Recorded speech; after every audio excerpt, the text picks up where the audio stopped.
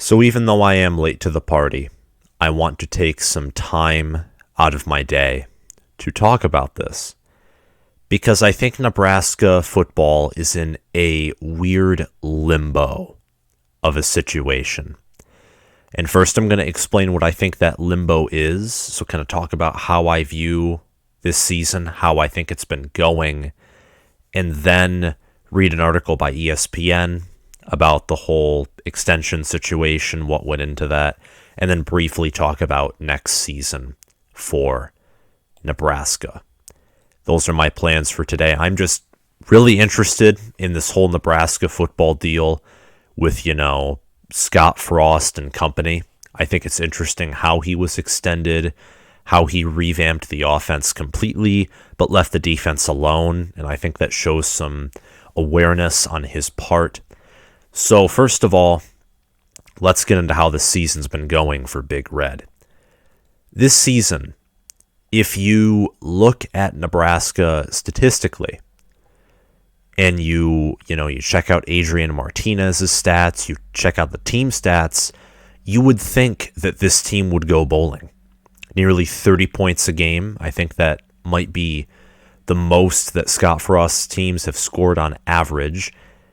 And they only give up like 20 points a game as well. So their defense is also improving. Adrian Martinez has his best passer rating in his career, a 149 passer rating. And really outside of the Purdue game where he threw 4 picks, he hasn't thrown a lot of interceptions. And he's cut down on the turnovers as well. But despite all that, Nebraska is 3-7. 3-7. I think my life is painful because I'm a Michigan fan and, we can never beat the good teams. Nebraska can't beat anybody except for the likes of Fordham, Buffalo, and Northwestern, who are basically the sludge in a gas station bathroom. It is basically what those teams are. And it sucks. It absolutely sucks. And I feel bad for Nebraska fans. I feel bad for Scott Frost. I feel bad for the whole program. Because this year, despite what everyone is telling you, what everyone's saying that this is another failed year, and in a certain sense it is, but at the same time, your team, you have to understand, you are an offensive line away from contending for the West Division. If you had an offensive line or a kicker or a combination of those two, don't you beat Illinois? Don't you beat Michigan State? Don't you, beat Minnesota, beat Purdue? I mean, who wouldn't you have beaten if you didn't have those things? I mean, the Purdue loss, Purdue just, you threw 4 picks against them.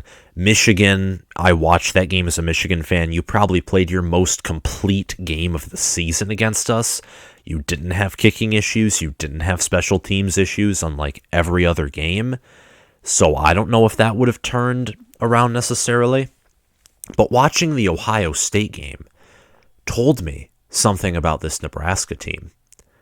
They don't give up, which shows that Scott Frost, as a coach, has good leadership qualities. I mean, you're on a 3-game losing streak. Like, with crushing losses, you still fight Ohio State until the end. You fight them. You held Ohio State to their lowest amount of points this whole season. So Nebraska is making heavy progress, but because of, the facing of Oklahoma, Michigan State, Michigan, Ohio State, Purdue, who are all now teams in the top 20 of the college football playoff. The schedule's hard, and then outside of the schedule being one of the toughest in the nation, you're completely missing parts when it comes to either the O-line, the punter, or the kicker. So Nebraska's season, it shows progress. This is the best Husker team he has had. but it's more painful because many can say the team is better or the best team Frost has had. This record might show what might happen because they have Wisconsin and Iowa left on their schedule. If he goes 3-9, the record will reflect his worst record at Nebraska yet, despite all of this progress. So keep that in mind as we review the article about his extension. Like, there's a reason that this is controversial, because everyone's anticipating he will finish 3-9. I think they have a pretty good shot against Iowa. I think, again, because Wisconsin, they don't have a quarterback. They're sort of limited on offense. They could maybe pull something there. I'd say 4-8 is your best case scenario. I don't think you're beating both of these teams. At this point, what Frost should do is he needs to start thinking about next season now that he knows, or is pretty certain, that he is safe. He needs to start thinking about next season. The article's title is Scott Frost's Sacrifices to Keep Job as Nebraska Cornhuskers Football Coach included pay cut and firing assistants. Now we're reading. Scott Frost said Wednesday he had no problem taking the pay cut and firing his assistants, who are also friends, if those moves give him more time to turn Nebraska into a winning football program. Frost, who is 15-27 in 4 years and 3-7 this season, met with reporters for the first time since AD Trev Alberts announced the coach would return for a 5th season under a restructured contract. So, first of all, first paragraph, it's exactly what Scott Frost needs to be. Scott Frost, and the article will be linked down below if you yourself want to read it. Always put my articles in, or the articles I read, in my description. But Scott Frost here, if you want to keep your job, or more importantly, do your job properly, you can't be like, for example, Old Man D'Antonio or even Jim Harbaugh with this scheme, and you can't be insane and try the same thing over and over and over again. You know, he went through Troy Walters. It didn't work. Matt Lubick and other assistants' names we'll get to later have not worked, mainly on the offense. And now what he's doing is he's sticking with Eric Chinander because this defense is one of the best in the Big Ten. I'd actually label it second best after Wisconsin. It's working. So there's no point in changing up the defense or shuffling that part of the team. And his 15-27 record, listen, it's disgusting. It shouldn't be the case. He has had top 25 recruiting classes all of the years he's been here, minus this year, which I think is also part of the reason they extended him. One, they don't have viable options who would be better than he would be, and they need him to start recruiting better. And we'll get to his recruiting class later. It's not good. Frost said, I took this job because I love Nebraska and I love this university. It would break my heart to think we made the improvements we have and gotten it so close in so many games and not get an opportunity to see it through. So it's an easy decision to make any sacrifices I have to have the privilege to continue to be here. This sounds a little similar to what my program did last year with Jim Harbaugh. No coach in his right mind would have taken a pay cut from $8 million to $4 million, and Frost isn't that drastic, if they didn't want to coach their university to success and or no one else wanted to give them a job. Just wanted to mention that. Frost, who had been scheduled to make $5 million in 2022, will be paid $4 million, and honestly, that $1 million should probably go to something else within the football program, because Frost being, he played under Tom Osborne, he obviously has passion for it. You can tell in some of his post-game press conferences he's mad that things aren't succeeding. And that alone, besides money, will drive him to do what he can. Frost said he was the one who suggested the pay cut. His buyout, if he gets fired next year, will go from $15 million to $7.5 million, which shows, again, it's similar to Jim Harbaugh. Listen, you have shown, like, there is some promise here, but you need to solidify that that you can take us back to the promised land. It's similar with Jim Harbaugh, and it's similar with Nebraska. The difference is, another reason they're extending Scott Frost is where, another parallel to Michigan, whereas Hoke just kind of dragged us down and wasn't the best coach, Mike Riley destroyed, flattened Nebraska football in every way. Back to the article. Frost fired offensive coordinator and wide receivers coach Matt Lubick, offensive line coach and run game coordinator Greg Austin, which the latter makes sense. The offensive line has been, I think it's allowed the most sacks ever, at least for Martinez. I think Martinez has a career high in being sacked. Running backs coach Ryan Held. The run game has not been good. Martinez is their leading rusher, and there are moments where he often just gets caught because his offensive line can't block.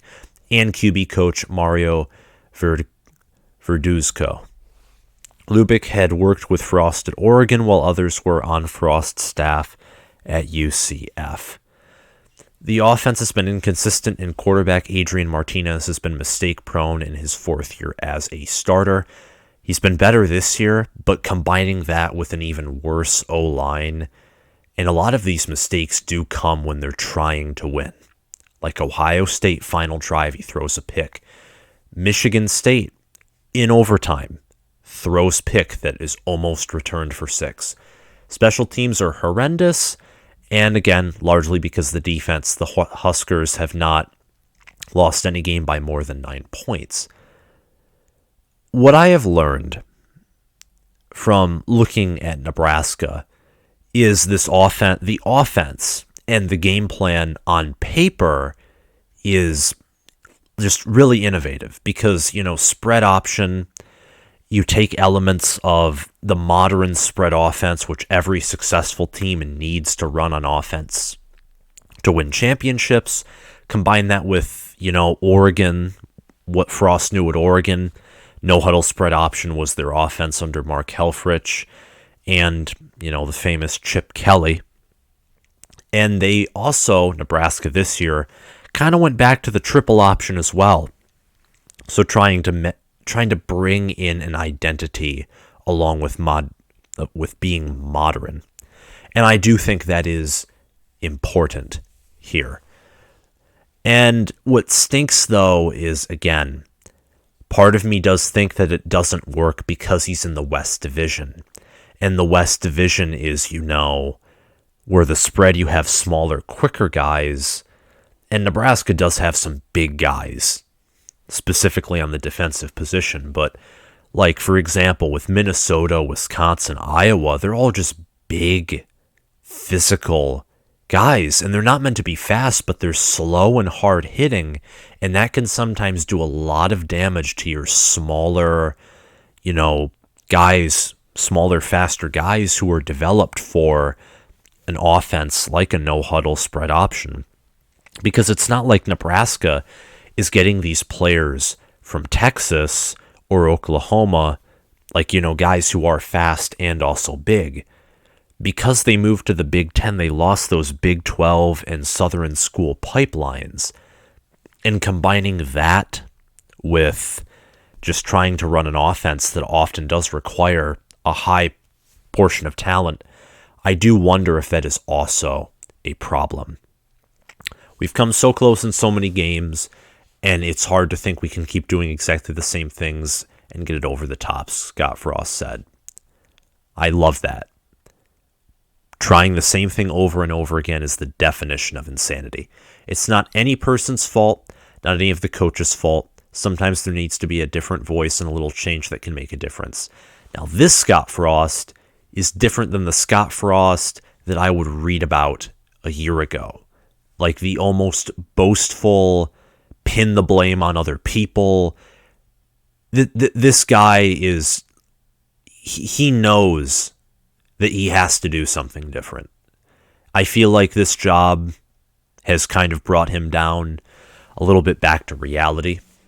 The losing seasons have. Frost said he was uncertain how he would structure his staff, but he would attempt to become a CEO-type head coach rather than overseeing every aspect of the offense. Letting go of control is sometimes the best thing in the world. Take a look at my head coach, Jim Harbaugh. When he is in control of the offense, you will not beat any team with a sentient being as their head coach. You just won't. Or if they do have a sentient being as their head coach, you're only going to beat them if their talent is far inferior to yours. I like the fact that he doesn't want to control everything because, again, a year ago you would read about Scott Frost being kind of this boastful, possibly in over his head, egotistical guy, and you can't be that and manage effectively. And your modern head coach is a CEO type guy. So it's good here that Frost is, what this shows is that he truly does care about Nebraska. And he cares so much about Nebraska that he's willing to go against what his own natural personality tells him to do. Because he even admits, it wears me down trying to run and manage everything in this article. And he says it's going to be hard because he's so used to it, but he just has to do it in a certain sense. Senior offensive analyst Ron Brown will coach the running backs. Offensive quality control staffer Steve Cooper will coach quarterbacks.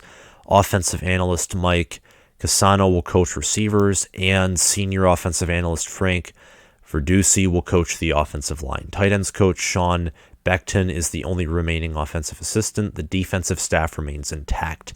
Frost said he hopes to hire new assistants as soon as possible after the season. So there's a little bit more in this article, but I don't want to bore you all too much. I think I've read enough. So we discussed, the changes made. Lubick out. Greg Austin, offensive line coach, out. Ryan Held, running backs coach, out. Quarterbacks coach Mario Verduzco, out. All of them out. The offensive staff, only the tight ends coach remains, and let me tell you something, those tight ends are big. I saw them when I was in person at the Michigan State-Nebraska game. Nebraska has some men of tight ends, so he's doing a good job with the tight ends there, the coach. But now we look to the future. That includes the recruiting class and the schedule for 2022. The 2022 recruiting class is 71st in the country with 9 commits. Your highest ranked commit is a 3-star named Ashton Hayes. This is according to 24/7 Sports Composite, and he is the 569th recruit in the country, nationally ranked. That's not good. That's not Nebraska standard. It just isn't. And I think, again, this is a part of the reason why they extended him. I mean, if you fire him, this class goes from bad to worse. They need some stability. Because let me tell you something too. What Scott Frost can do, and I read this in another article, is he can learn from Mel Tucker. He can learn from others as well. Greg Schiano. Run the transfer portal. I mean, you are young. You look like you play football. You have an attitude. You can, in moments, though he doesn't always show it, Frost doesn't, because when you lose all the time, it's hard to be energetic. You have energy. You are Nebraska. You are a blue blood out in the middle of nowhere. Who competes with you in your own state? You have resources, donors. Run the do what Mel Tucker did, and look what he's done in a tougher division. And granted, he's probably not going to win the Big Ten, but still, you again, as Nebraska, you're an offensive line or a kicker and punter, or maybe both, away from being West Division contenders, possibly winning the West, even possibly winning the Big Ten. I mean, if you had an offensive line or kicker, if you had both, you would have beaten Ohio State. Period. Amen. Ohio State beat you because they easily got to Martinez and because missed field goals killed your momentum. That's why you lost. It's exactly why you lost to Ohio State. And next year, speaking of momentum, there's plenty of opportunity for momentum. You open up with Northwestern, North Dakota, Georgia Southern. You host Oklahoma at home, then you travel to Rutgers and host Indiana. Rutgers is an away game. Northwestern is a neutral site in Ireland. The other 4, including the tough Oklahoma game, are at home. You could realistically start out 6-0 in dominant fashion if your cards are played right. And that's what I'm going to finish off on. Look, Adrian Martinez can return if he wants, and I genuinely believe with an offensive line, this guy will do wonders. But this is the issue. He's a runner. He fits the option system well, but how do you expect him to make good decisions all the time when he has no protection? None. How do you expect that? That makes no sense whatsoever. I can't even blame the kid for the losses anymore. He's the reason you're in all of these games along with the defense. It's him and the defense. And I think because that extra COVID year, a lot of your other players can return as well. Correct me if I'm wrong. But when the season ends, I am going to preview all of the teams heading into 2022 in probably some way too early videos, and I will discuss this more during that time, once, all the bowls are over and we know who the national champion is. Thank you all for watching. If you like this video, remember to like, subscribe, hit that notification bell, and comment your thoughts down below. I think this was the right move. I think there were no other viable options.